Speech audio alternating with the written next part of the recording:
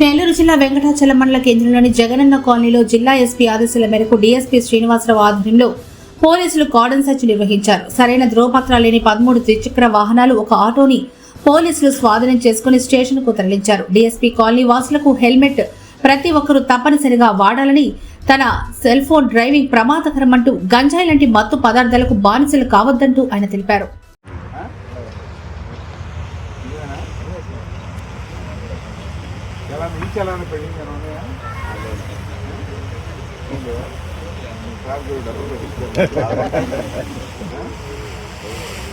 యాక్సిడెంట్లు అవుతున్నాయి హెల్మెట్ లేకపోవడం వల్ల. రోడ్డులో హైవే మీద పోయేటప్పుడు మీరు జాగ్రత్తగా పోయినా ఎదురోడు వచ్చి గుద్దినా కూడా మీకు హెల్మెట్ లేకపోతే ఇబ్బంది. ఇంట్లో మీ వెనకాల కూడా హెల్మెట్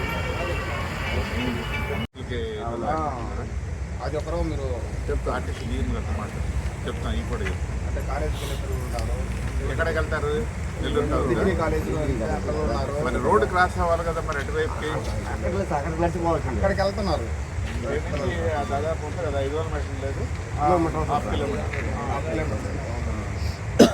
పొద్దుపోయి దిగేటప్పుడు ఇక్కడికి ఎస్పీ గారి ఆదేశాల మేరకు అడిషనల్ ఎస్పీ మేడం సౌజన్య మేడం గారి ఆధ్వర్యంలో మా డిఎస్పీ గారు, మా సబ్ డివిజన్ స్టాఫ్ అందరము జగనన్న కాలనీలో కార్డినెన్స్ సెర్చ్ నిర్వహించి ఈ అనుమానాస్పదంగా ఉన్నటువంటి 13 మోటార్ సైకిల్స్ని, ఒక ఆటోని చెక్ చేయడానికి నిమిత్తం ఇక్కడ డిటైన్ చేశాము.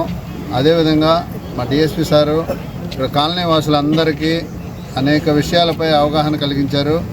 ముఖ్యంగా మోటార్ సైకిల్ డ్రైవ్ చేసేవాళ్ళు సెల్ ఫోన్ డ్రైవింగ్ లేకుండా హెల్మెట్ కంపల్సరీ పెట్టుకొని తగిన పత్రాలతోని ప్రయాణించవలసిందిగా సార్ చెప్పారు.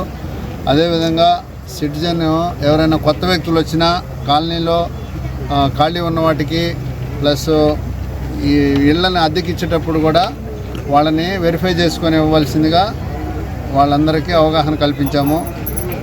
కొత్త వ్యక్తులు ఎవరైనా వచ్చినా ఎటువంటి అనుమానాస్పదంగా ఉన్నటువంటి విషయాలని ఇమీడియట్గా పోలీస్ స్టేషన్కి ఇన్ఫామ్ చేస్తే చట్టపరంగా వారిపై చర్యలు తీసుకుంటాము.